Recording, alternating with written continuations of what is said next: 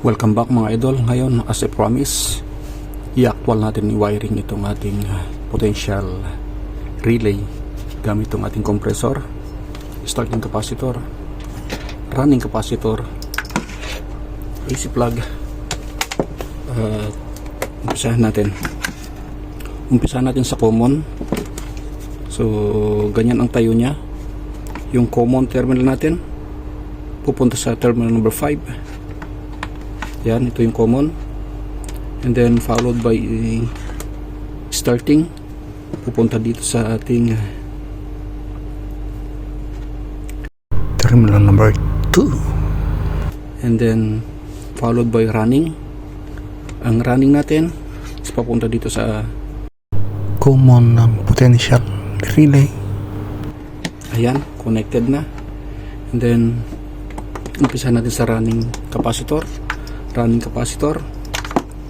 Ang isang terminal nya pupunta dito sa ating terminal number 2 ng ating potential relay, and then yung isang wire nya papunta dito sa ating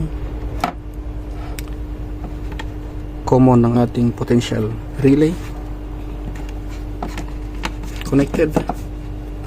And after that, itong ating starting, kakabit naman natin dito, starting sa terminal number 1.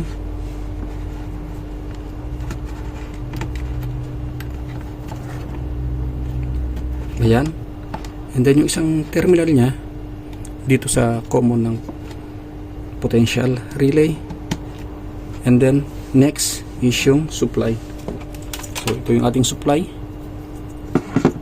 yung live wire natin dito sa terminal number 5, katabi ng ating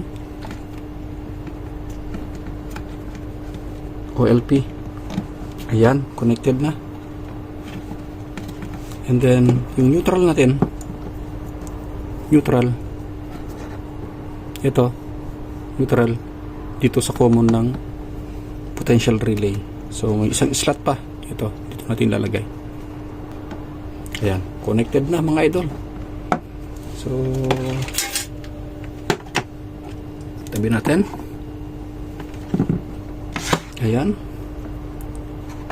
ito yung power source natin.